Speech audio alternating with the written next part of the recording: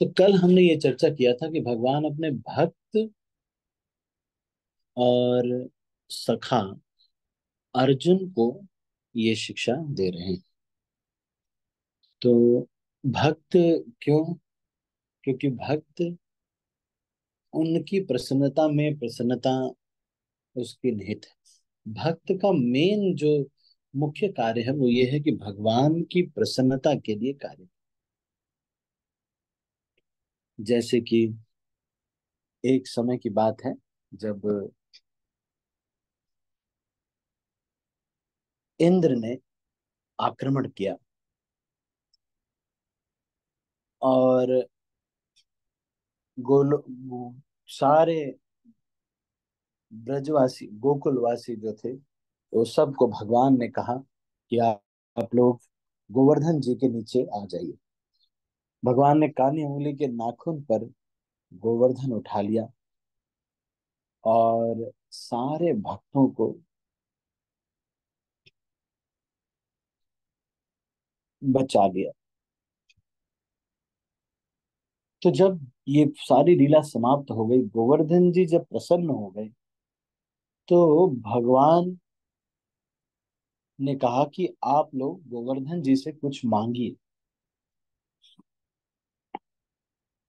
तो भगवान ने सोचा कि जिसको जो मांगेंगे, भगवान स्वयं ही गोवर्धन के रूप में आ गए और भगवान वहां पर उनको दर्शन देने लगे। लोगों ने देखा कि कृष्ण का चेहरा और ये गोवर्धन जी का चेहरा तो मेल खाता। लेकिन फिर उन्होंने सोचा, ये तो ग्वाले थे, बहुत सीधे साधे थे। तो ये लोगों ने सोचा कि जो भी हो, लेकिन ये भगवान तो अच्छे हैं, कम से कम दिख तो रहे। वो इंद्र तो एक खंबे के रूप में, कभी कि एक कलश के रूप में उनकी पूजा हम करते थे। लेकिन ये तो बढ़िया है, ये तो इंद्र जो, ये जो गोवर्धन जी हैं, ये तो साक्षात हमसे बात भी कर रहे हैं, कह रहे हैं कि और लाओ भोग और लाओ। तो भगवान गोवर्धन के अंदर समा गए और भगवान इस तरह से लीला कर रहे थे। सारे लोगों ने भगवान को देखा और सबने, भगवान ने कहा कि सब लोग कुछ रिक्वेस्ट कीजिए, कुछ मांगिए, भगवान इन गोवर्धन भगवान से मांगिए। तो सब लोगों ने दिया, अपनी अपनी अर्जी लगा दी। सबकी अर्जी पहुंच गई भगवान के पास। लेकिन भगवान ने देखा कि सारी अर्जियों में केवल एक ही बात है लिखी। सारे ब्रजवासी जितने भी हैं, वो सब एक ही बात लिख करके भेज रहे हैं, एक ही रिक्वेस्ट।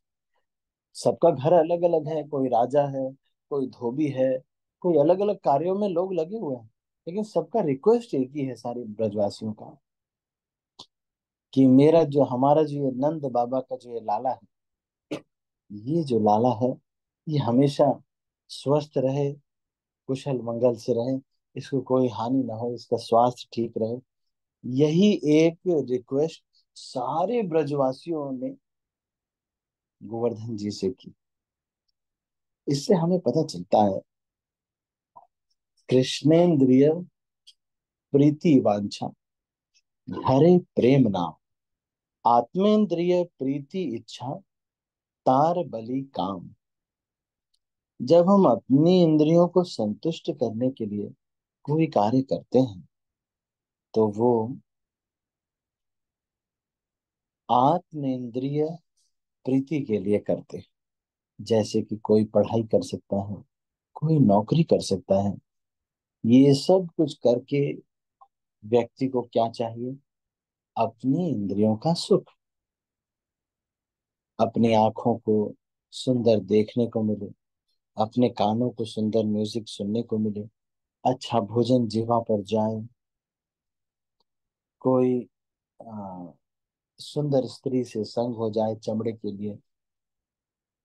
ये सारा जो सुख प्राप्त करने के लिए ही तो कोई व्यक्ति कुछ भी कार्य करता है। लेकिन जब अपने लिए हम कार्य करते हैं तो उसको काम कहते हैं, काम वासना कहते हैं। आत्मेंद्रिय प्रीति वांछा तारे बलि काम, कृष्णेंद्रिय प्रीति इच्छा धरे प्रेम नाम। लेकिन कृष्ण को प्रसन्न करने के लिए, कृष्ण को आनंद देने के लिए जो भी कार्य करते हैं वो है प्रेम वाले कार्य। तो सारे ब्रजवासी का एक ही इच्छा है, कृष्ण को प्रसन्न करना। तो कल हमने ये चर्चा किया था कि जो भगवान का भक्त होता है उसकी बस एक ही इच्छा, भगवान को प्रसन्न कर, भगवान की प्रसन्नता के लिए कार्य करना चाहिए। क्या चीज ऐसा होगा जिससे भगवान प्रसन्न होंगे? अच्छा, मैं सुबह उठ करके अगर जल्दी उठ करके माला करूंगा, इससे भगवान प्रसन्न होंगे, ठीक है मैं करूँ। जिससे भगवान अप्रसन्न होते हैं वो कार्य वो नहीं करेगा भक्त। तो अब आगे हम चर्चा करें।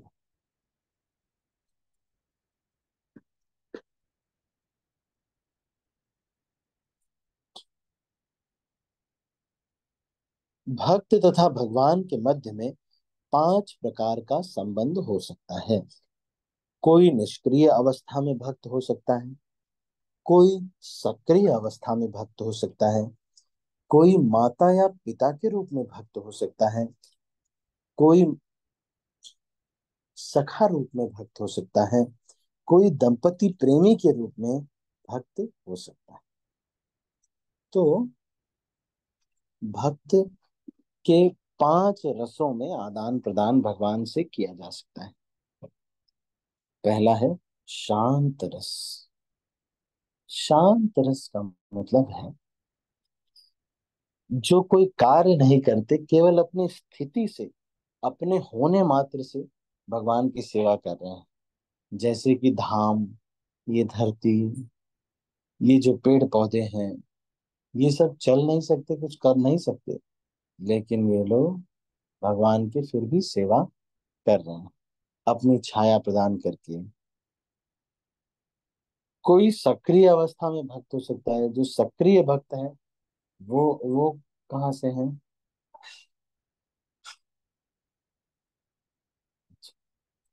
तो सक्रिय भक्त जो होते हैं वो कौन है?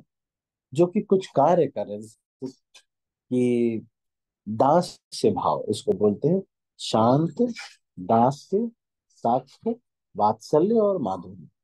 तो शांत रस, दास्य रस, दास्य रस का मतलब वो कुछ सेवा कर रहे हैं, कुछ कार्य कर रहे हैं।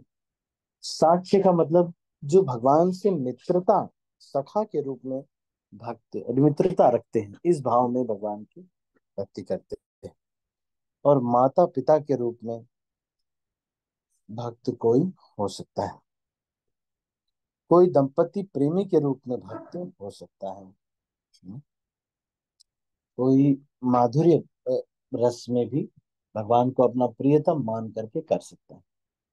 लेकिन हम अभी इस स्तर पे नहीं है कि हम भगवान को अपना प्रियतम मान लें या अपना बच्चा मान लें या फिर अपना दोस्त मान लें, क्योंकि हमारा अभी भोग इच्छा खत्म नहीं हुई। जिसको कोई भी वस्तु इस संसार की अच्छी लगती है, पसंद आती है, वो व्यक्ति साख्य, मास, वात्सल्य और माधुर्य इसमें नहीं है, क्योंकि उसे भौतिक चीजें अभी पसंद है।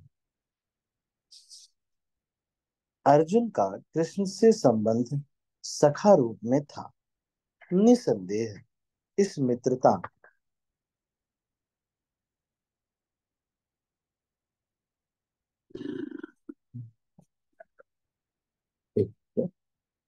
निसंदेह इस मित्रता, सख्य भाव तथा भौतिक जगत में प्राप्य मित्रता में आकाश पाताल का अंतर है। तो इसमें अंतर होता है। कैसा अंतर है? यह दिव्य मित्रता है जो हर किसी को प्राप्त नहीं हो सकती। निसंदेह प्रत्येक व्यक्ति को भगवान से सीधा संबंध होता है, और यह संबंध भक्ति की पूर्णता से ही जागृत होता है।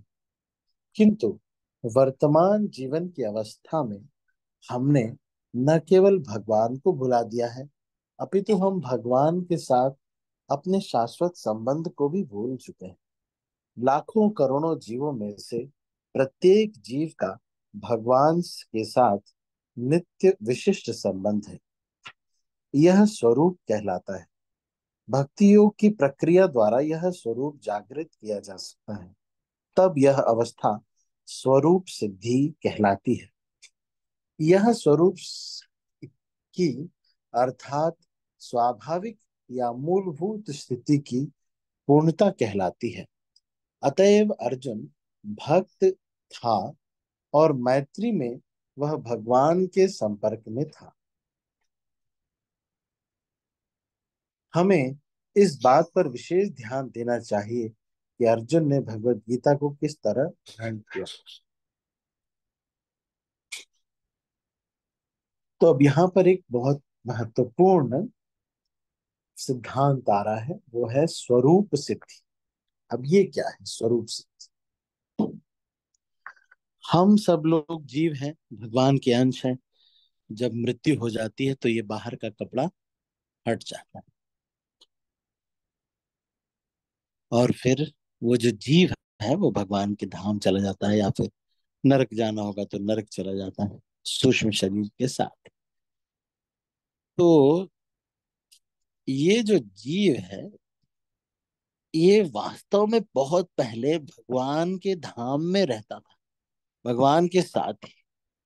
जब इस जीव को भगवान से अलग होकर के भोग करने की इच्छा हुई तो इस जीव को फिर इस भौतिक संसार में डाल दिया।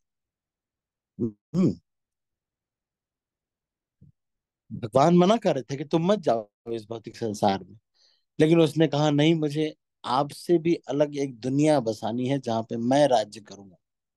तो इसी स्वतंत्रता प्राप्त करने की इच्छा की वजह से ये जो जीव है वो फिर इस भौतिक संसार में आ जाता। जब जीव यहाँ पर भौतिक संसार में आ जाता है तो वहां पर उसकी एक स्वरूप है। गोलोक में उसका एक स्वरूप है, जैसे कि हो सकता है वो वहां पर फूल बनाने वाला, या फिर गोलोक में उनका कार्य हो कोई भगवान के लिए दूध गर्म करना।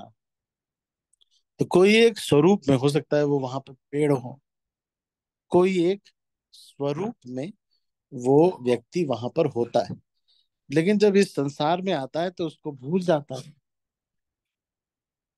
तो उसको स्वरूप सिद्धि कहते हैं, जिसमें कि भगवान के मंत्र जाप इत्यादि गंभीरता से करने से वो जो वास्तविक स्वरूप हमारा है वो हमें ज्ञात हो जाता है।